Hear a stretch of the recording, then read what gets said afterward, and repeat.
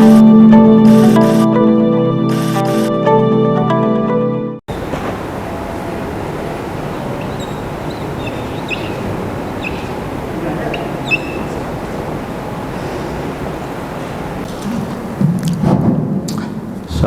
warahmatullahi wabarakatuh. Bismillahirrahmanirrahim. Alhamdulillahi rabbil alamin. Wassalatu wassalamu ala asyrafil anbiya'i wal mursalin Sayyidina wa habibina wa maulana Muhammadin wa ala alihi wa sahbihi ajma'in. Asyhadu an la ilaha illallah wahdahu la syarikalah wa asyhadu anna Muhammadan abduhu wa rasuluh. Faqad qala Allah Ta'ala fi kitabihil karim wa huwa asdaqul qailin. A'udzu billahi minasyaitonir rajim. Bismillahirrahmanirrahim. Yarfa'illahu alladhina amanu minkum walladzina utul ilma darajat. Wa qala alaihi salatu wassalam may yuridillahu bihi khairan yufaqihu fiddin. Hadirin dan hadirat Bapak dan Ibu yang dimuliakan oleh Allah, kita punya waktu yang terbatas. Maka langsung saja kita mulai ta'lim ini pertama dengan membaca Bismillahirrahmanirrahim. Selanjutnya mari kita membacakan suratul Fatihah dengan niat dan kita berdoa dan bertawasul dengan Fatihah ini. Kita doakan orang-orang tua kita, guru-guru kita, keluarga kita, serta famili kita, orang-orang yang kita cintai atau siapapun yang pernah berjasa dalam hidup kita, atau siapapun jamaah Masjid Babus Salam ini, atau siapapun yang pernah menyumbangkan sebagian harta, tenaga, pikiran dan waktunya untuk kemaslahatan masjid ini, khususnya mereka-mereka yang telah meninggal dunia. Kita doakan, ya Allah, terima semua kebaikan, amal soleh dan ibadah yang dilakukan selama hidup mereka, ya Allah. Ampuni ya Allah segala dosa, kesalahan dan kekhilafan selama hidup mereka, ya Allah. Lapangkan dalam kubur mereka masing-masing dan masukkan mereka semua ke dalam surga-Mu, ya Allah. Dan juga kita berdoa khususnya kita, orang tua kita, anak-anak kita, keturunan kita, atau siapapun orang-orang yang kita cintai, atau siapapun yang kita sebutkan tadi yang masih hidup, yang diuji oleh Allah dengan berbagai macam penyakit, baik penyakit lahir maupun penyakit batin. Angkat dan sembuhkan penyakit yang diderita, ya Allah. Yang diuji dengan berbagai macam kesulitan hidup, berikan solusi dan jalan keluar yang terbaik dan mulia menurut Engkau, ya Allah. Dan kita berharap mudah-mudahan Allah Subhanahu wa Ta'ala senantiasa memberikan kesehatan lahir batin kepada kita semua, meluaskan dan memberkahi rezeki yang diberikan kepada kita, sehingga menjadi rezeki yang halal, rezeki yang berkah, rezeki yang membawa kepada kemuliaan hidup dunia dan akhirat. Anak-anak kita, keturunan kita, ya Allah, jadikan mereka semua anak-anak yang soleh dan solehah, taat beribadah kepadamu, ya Allah, berbakti kepada orang tua mereka, ya Allah, berguna bagi agama, nusa dan bangsa. Dan kita sebagai orang tua diberikan kekuatan dan kemampuan dalam mendidik mereka semua. Al-Hadhihiniyah. Al-Fatihah. A'udzu billahi minasyaitonir rajim. Bismillahirrahmanirrahim. Alhamdulillahi rabbil alamin, arrahmanir rahim, maliki yaumiddin. Iyyaka na'budu wa iyyaka nasta'in. Ihdinas siratal mustaqim. Siratal ladzina an'amta 'alaihim ghairil maghdubi 'alaihim waladdallin. Amin. Taqabbal ya karim. Hadirin yang dimuliakan oleh Allah, dalam waktu yang sangat terbatas ini kita akan sedikit berbagi, membahas apa yang tersirat dari ungkapan Rasulullah SAW dalam satu hadis yang cukup pendek, hanya terdiri dari 3 kata. Ya, dari 3 kata, satu asyukmu, kedua su'u, yang ketiga al-khuluq, yaitu Bismillahirrahmanirrahim. An Aisyah radhiyallahu anha qalat, dari istrinya Rasulullah SAW yang bernama Aisyah radhiyallahu anha, beliau berkata, apa kata Aisyah? Qala Rasulullah sallallahu alaihi wasallam, telah bersabda Rasulullah sallallahu alaihi wasallam. Apa yang diungkapkan oleh Rasulullah dalam hadis ini? Asyu'mu su'ul khuluq. Ini ungkapan ringkas, pendek sekali, tapi subhanallah isinya sangat detail, sangat mendalam. Bahkan mudah-mudahan bisa menjadi pelajaran kehidupan kita, ya. Asyu'mu su'ul khuluq. Apa artinya? Tidak ada berkahan atau kehilangan keberkahan atau hilangnya keberkahan itu adalah su'ul khuluq. Pertama dan utama yang menyebabkan hilangnya keberkahan dari Allah adalah su'ul khuluq, akhlak yang jelek, akhlak yang buruk. Jadi kalau boleh saya katakan, kalau kata orang Jawa, ya, ungkapan ini adalah ringkes mentes. Apa itu ringkes mentes? Satu ungkapan yang ringkas, pendek, tapi mendasar dan mendalam dalam kehidupan kita. Ya, ini ungkapan yang kata Rasulullah Sallallahu Alaihi Wasallam, yang begitu ringkas sekali sebagai peringatan kepada kita bahwasanya segala keberkahan apapun itu akan hilang dalam kehidupan kita. Itu yang pertama dan utama yang menyebabkan hilangnya keberkahan itu adalah hilangnya akhlak mulia dalam kehidupan manusia.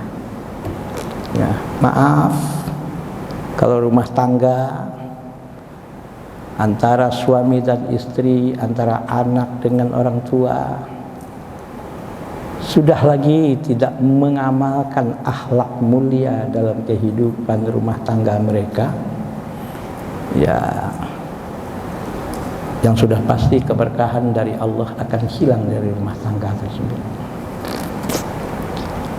Para pengusaha, para pedagang, para pembisnis, apabila di dalam berdagang, di dalam berbisnis, di dalam berusaha, apapun bentuk usahanya, sekalipun mungkin secara fisik dia berbisnis, dia berdagang barang-barang yang kelihatannya halal secara fisik, tapi maaf, di dalam melaksanakan bisnisnya sudah lagi tidak ada yang namanya akhlak karimah, tidak ada lagi akhlak dalam kehidupannya, dalam praktek bisnisnya. Bisa jadi secara materi, secara kasat mata keuntungan didapat, bahkan mungkin boleh jadi keuntungan yang didapat pun mungkin secara materi cukup banyak dan berlimpah, tapi keberkahan dicabut oleh Allah dari keuntungan yang didapat tersebut. Jika kehidupan di masyarakat sudah tidak mengedepankan akhlak karimah, akhlak mulia dalam kehidupan mereka, sudah tidak ada lagi rasa hormat menghormati, harga menghargai, dan sebagainya, hal-hal yang disebut dengan akhlak mulia, yang terjadi justru saling menfitnah, saling menjatuhkan, saling mencari kekurangan, hasud, dengki, permusuhan, macam-macam. Artinya adalah kehidupan yang sudah hilang dan jauh dari akhlak karimah.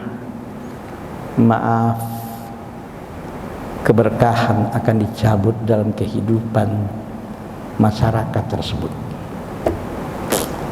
Sekalipun mungkin seseorang boleh jadi dia diamanahkan oleh Allah ilmu yang banyak, kepandaian, kecerdasan, keintelektualan. Secara akademik boleh jadi dia lulus sampai yang namanya S3, doktor. Bukan hanya sekedar S1, bukan hanya sekedar S2, bahkan S3, bahkan secara akademik dia bisa meraih penghargaan yang disebut dengan guru besar, profesor. Tapi apabila orang yang diamanahkan, yang dititipkan oleh Allah ilmu tersebut, kepandaian, kecerdasan tersebut, sudah tidak ada lagi akhlak mulia dalam dirinya, ilmu itu tidak lagi diberkahi oleh Allah. Kepandaian itu dicabut keberkahannya oleh Allah Subhanahu wa taala. Keintelektualannya itu dicabut oleh Allah keberkahannya. Dan ini yang diingatkan oleh Rasulullah dalam hadis ini. Asyu'mu su'ul khuluq.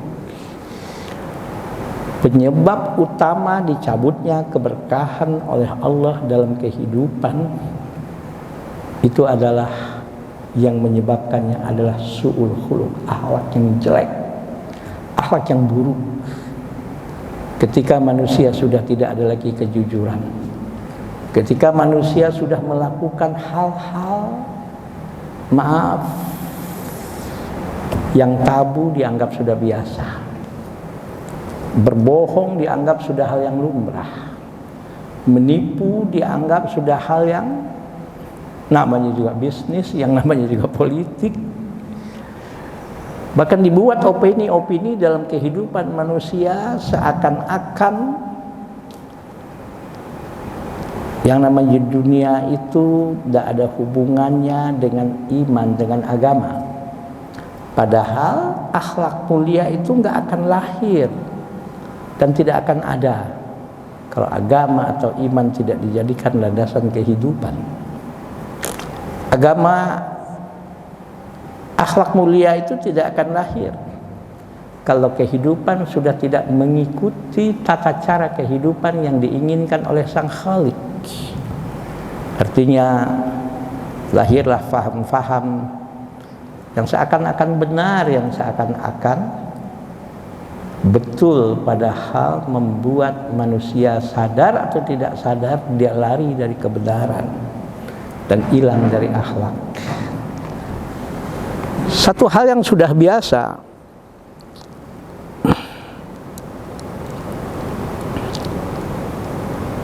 habis.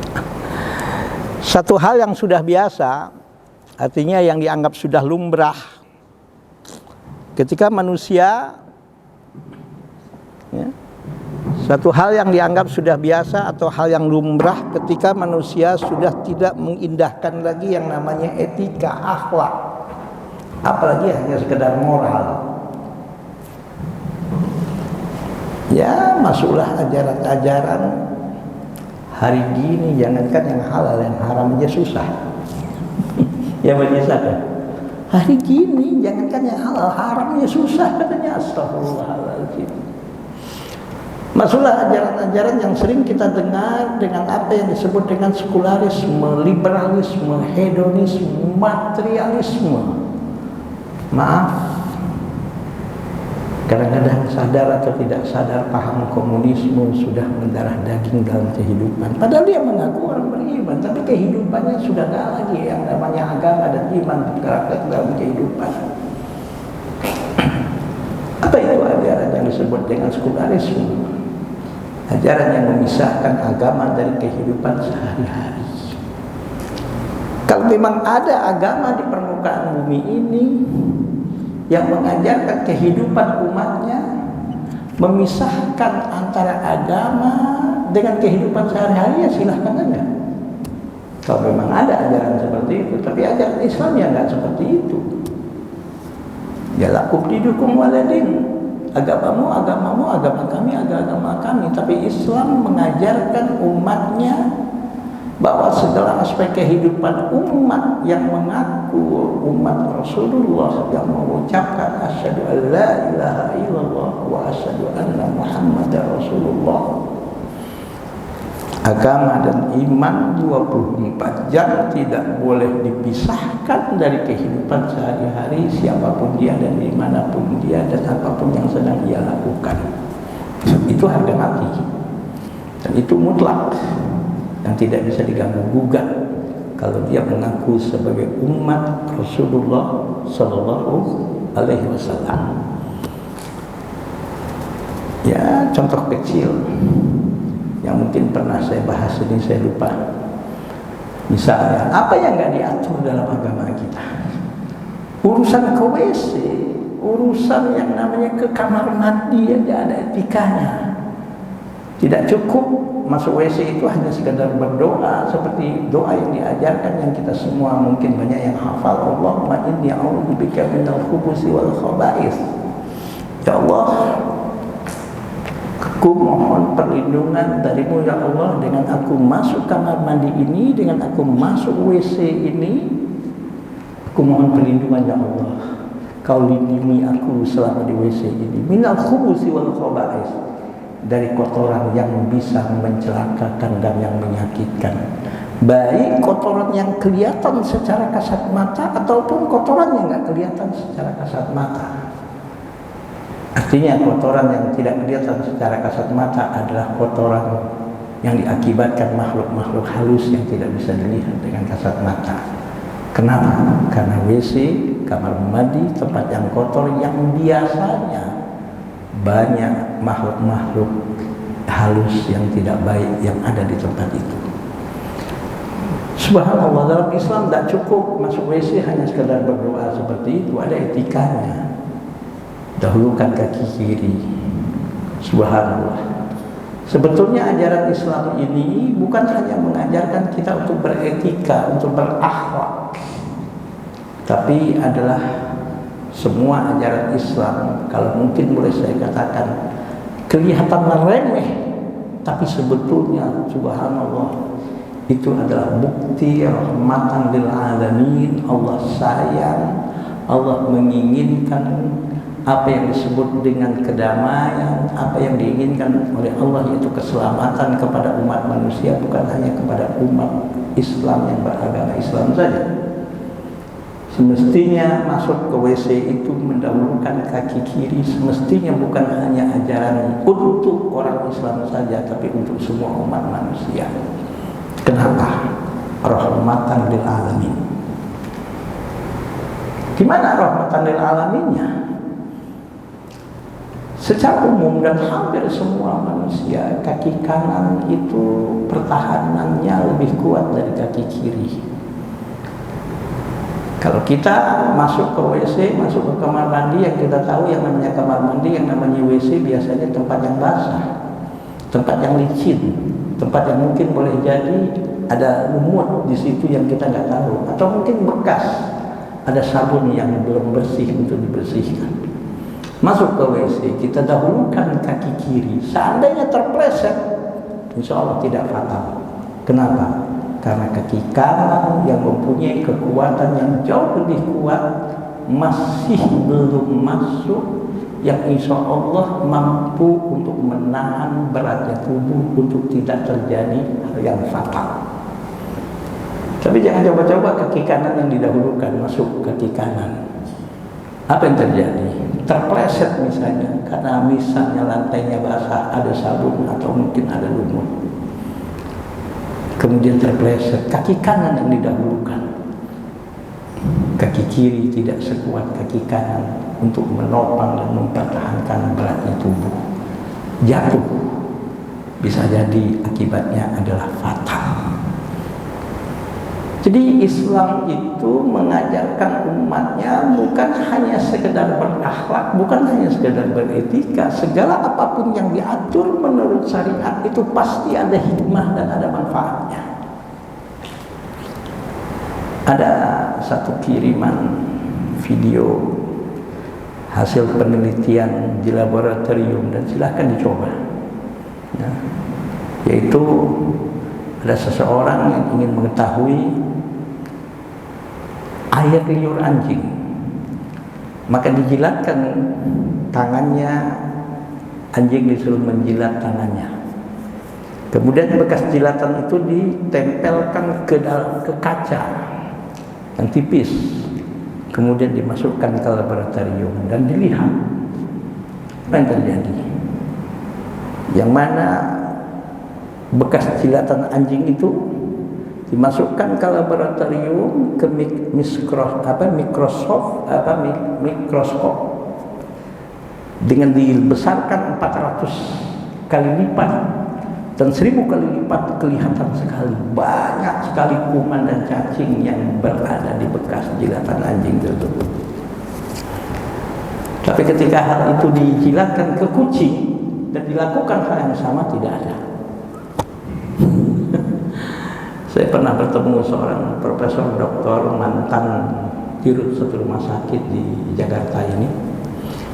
Dia pernah bercerita kepada saya, Ustaz, saya pernah ketemu seorang ilmuwan, seorang yang ditugaskan dari Jepang untuk melakukan penelitian di Indonesia. Apa yang terjadi?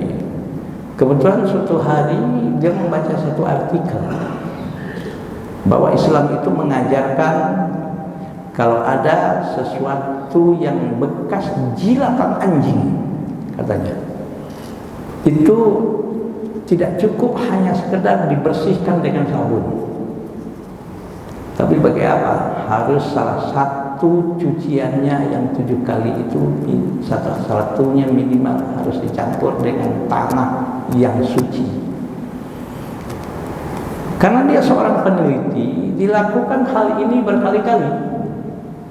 Ya, dijilatkan misalnya sesuatu benda ke anjing itu.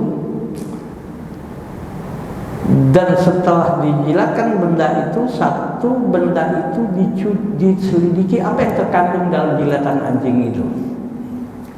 Subhanallah, dilihat berbagai macam kuman yang menjijikkan, yang bahkan berbahaya bagi kesehatan, menempel di tempat yang dijilatkan oleh anjing tadi. Kemudian dia lakukan sesuatu yang ada dalam artikel dalam bagaimana izalatun najasah di dalam fikih, yaitu cara membersihkan najis mughalladhah. Di antaranya najis mughalladhah itu adalah dengan cara dicuci 7 kali, salah satu cuciannya adalah dengan tanah. Apa yang terjadi? Barang yang dicuci dengan tanah dengan barang yang dicuci dengan sabun yang katanya sabun berkualitas, setelah itu dimasukkan ke laboratorium tadi, apa yang terjadi? Ternyata yang dicuci dengan sabun yang berkualitas tadi tetap kuman dan kuman yang tadi itu masih ada di dalam barang tersebut. Tapi dia heran dan takjub sekali ketika barang itu yang dicuci dengan cara 7 kali, salah satunya ada dengan tanah yang suci. Subhanallah, sesuatu yang dilihat bekas jilatan anjing itu hilang dan sama sekali tidak ada. Subhanallah, alhamdulillah, berkat itu dia akhirnya dapat hidayah dari Allah Subhanahu wa taala. Dan profesor doktor ini bilang kepada saya antarkan dia untuk menyatakan dirinya sebagai seorang muslim di Masjid Al-Azhar di Jakarta, Kebayoran Baru, katanya. Ya Allah, inilah Islam, yaitu agama yang mengajarkan kita untuk beretika, untuk berakhlak. Tentunya adalah berakhlak mulia dan berakhlak karimah dalam segala aspek kehidupan kita.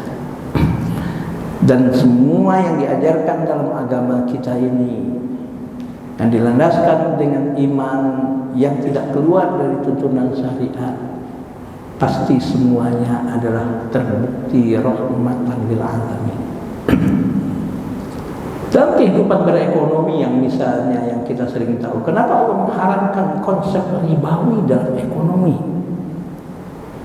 Karena dalam konsep ribawi dalam ekonomi itu sudah pasti ada 2 orang, yang satu yang sedang berbuat zalim, yang satu yang sedang dizalimi. Ya Allah, konsep ribawi sadar atau tidak sadar, konsep ribawi itu adalah konsep yang menghilangkan akhlak karimah, yang menghilangkan apa yang disebut dengan rasa cinta, kasih sayang, dan kepedulian. Yang akhirnya sadar atau tidak sadar, orang yang menjalankan konsep ribawi dalam ekonomi ini, dia terjerumus ke dalam apa yang disebut dengan maaf, orang yang sudah hilang rasa kasih sayangnya. Orang yang boleh kalau dibilang sadis, kejam, dan mengambil keuntungan dari penderitaan orang lain. Dan sudah hilang rasa kasih sayang, dan sudah tidak ada lagi yang disebut dengan rahmatan lil alamin. Yang apa yang terjadi? Yang akhirnya besar bagaimanapun keuntungan yang didapat, keuntungan itu keuntungan yang tidak diberkahi oleh Allah Subhanahu wa taala. Maka Islam mengajarkan bahwasanya kata Rasulullah SAW dalam satu hadis lain yang diriwayatkan oleh Al-Imam Bukhari dan Imam Muslim, inna khiyarakum ahsanukum khulqan. Orang-orang pilihan di antara kalian adalah orang-orang yang paling baik akhlaknya. Orang-orang yang benar-benar menjadi orang-orang istimewa adalah orang-orang yang baik akhlaknya. Jadi kalau kita ingin menjadi seorang ayah, seorang kepala rumah tangga, seorang ayah pilihan dan seorang ayah istimewa menurut Allah, jadilah kita orang tua dan seorang ayah dan seorang suami yang berakhlak baik, dan akhlak kita baik terhadap keluarga kita. Kalau kita ingin dikatakan sebagai seorang pedagang, pengusaha, menjadi pengusaha dan pedagang pilihan dan orang yang terpilih di hadapan Allah Subhanahu wa taala, maka jadilah kita seorang pedagang dan pengusaha yang berakhlak karimah, yang berakhlak mulia. Kalau kita ingin mau dikatakan sebagai orang pilihan, kalau kita sebagai seorang pemimpin, bagaimanapun tingginya jabatan dan strategis apapun jabatan yang Allah amanahkan dan dipercayakan kepada kita, jadilah kita sebagai pemimpin yang berakhlak karimah, yang berakhlak mulia. Usikum wa nafsi wa iyaya bitaqwallah. Apa dampak daripada hilangnya akhlak? Hilangnya akhlak mulia dalam kehidupan. Yang pasti kata Rasul di sini asyu'mu su'ul khuluq. Hilangnya akhlak mulia itu adalah menyebabkan hilangnya keberkahan dalam kehidupan manusia. Hilangnya akhlak mulia dalam kehidupan manusia adalah hilangnya keberkahan dalam segala aspek kehidupan. Ekonomi yang sudah tidak diberkahi oleh Allah Subhanahu wa taala, jabatan yang sudah tidak diberkahi oleh Allah, kepandaian, keilmuan, kecerdasan, keintelektualan yang tidak lagi diberkahi oleh Allah, pangkat dan jabatan yang hilang keberkahan darinya. Kalau sudah ekonomi tidak diberkahi lagi oleh Allah, kalau orang-orang pandai, orang-orang cerdas, intelektual, ilmunya, kepandaian, yang kecerdasannya sudah tidak lagi diberkahi oleh Allah. Kalau orang-orang yang memegang jabatan-jabatan yang strategis, jabatan-jabatan yang tinggi sudahlah diberkahi lagi oleh Allah Subhanahu wa taala. Dicabut keberkahan oleh Allah dari jabatannya. Apa yang terjadi? Kekacauan. Apa yang terjadi? Sesuatu yang sangat mengerikan dalam kehidupan. Kenapa? Karena manusia sudah tidak tahu lagi halal, tidak tahu lagi haram. Karena manusia sudah menganggap yang namanya menghalalkan segala macam cara itu sudah hal yang biasa. Ada satu teori di dalam satu bukunya namanya Mencerdaskan Anak, yang ditulis oleh Pak Suharsono. Beliau dulu mantan dosen di IKIP. IKIP itu sekarang menjadi UNJ yang ada di sini, Universitas Negeri Jakarta. Ada seorang dosen dulu namanya Pak Suharsono, menulis buku namanya Mencerdaskan Anak. Alhamdulillah buku ini sudah habis saya baca. Ada teori dalam kehidupan, kata Pak Suharsono. Satu kemungkaran, satu kezaliman, satu hal yang negatif, yang pas, sesuatu hal yang jelas-jelas melanggar hukum, melanggar undang-undang. Bahkan kalau dalam kehidupan bernegara menghalalkan segala macam cara dan melanggar konstitusi. Walaupun hal itu hal yang melanggar hukum, melanggar undang-undang, melanggar konstitusi, apalagi norma-norma agama.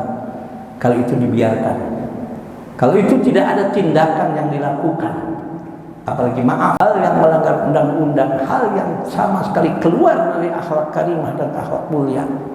Tapi karena hal yang negatif itu dipertontonkan, maka dianggap suatu hal yang biasa. Hal yang positif itu, hal yang baik itu, hal yang benar, karena jarang dipertontonkan, apa dilaksanakan akan dianggap oleh masyarakat adalah satu hal yang aneh yang harus ditinggalkan.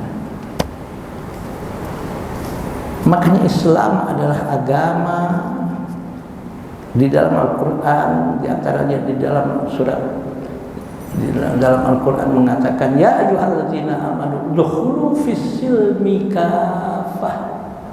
Hai orang-orang yang beriman, kalau engkau beriman, kalau engkau menyatakan dirimu beriman, mengucapkan asyhadu an la ilaha illallah wa asyhadu anna muhammadar rasulullah, masuklah kau ke dalam Islam itu secara kafah, secara menyeluruh, secara utuh, bukan setengah-setengah.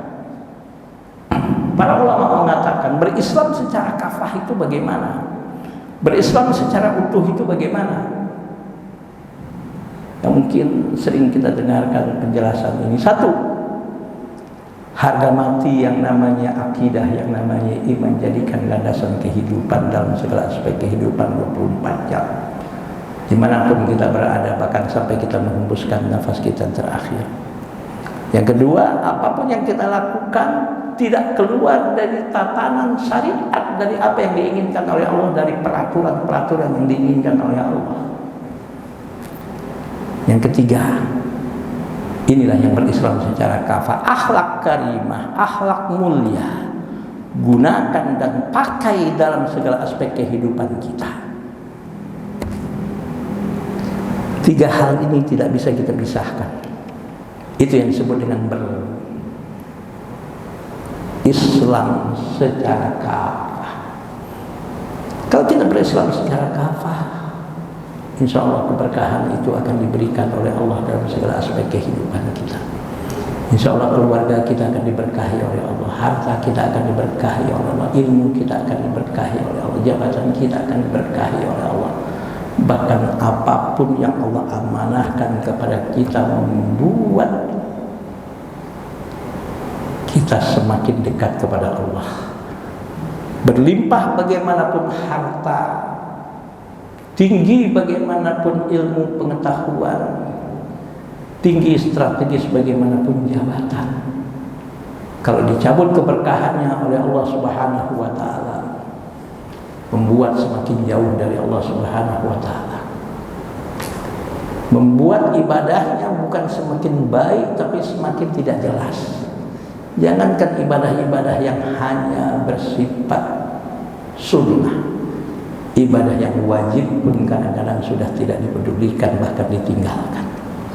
Artinya bertambah rezekinya, bertambah usianya, bertambah umurnya, bertambah kepandaian dan kecerdasannya, justru membuat dia semakin jauh dari Allah Subhanahu wa taala. Ini tanda keberkahan dicabut oleh Allah Subhanahu wa taala. Yang kedua, membuat dia semakin sombong, membuat dia semakin angkuh, membuat dia semakin lupa diri, membuat dia semakin zalim, bahkan merasa paling hebat, merasa paling pandai, merasa paling berkuasa, sehingga orang lain dianggap tidak ada apa-apanya, sehingga orang lain dianggap semuanya adalah kecil baginya.